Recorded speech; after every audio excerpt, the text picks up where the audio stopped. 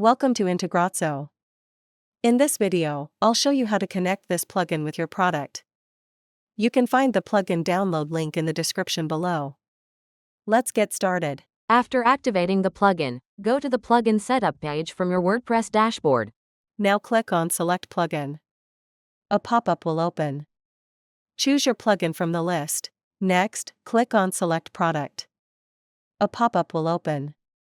Choose your product from the list. After selecting both, click on the Save and Next button.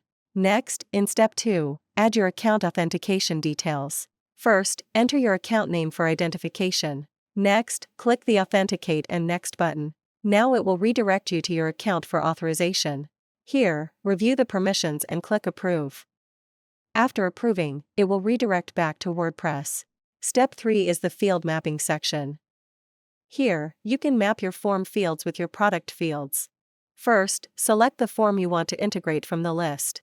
Next, choose the spreadsheet from the Select Spreadsheet dropdown. After selecting both, click on the Save and Next button.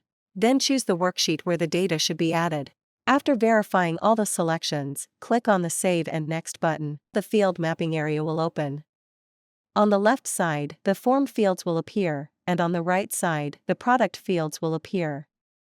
Here, simply map the fields. After completing the field mapping, click on the Save Mapping button.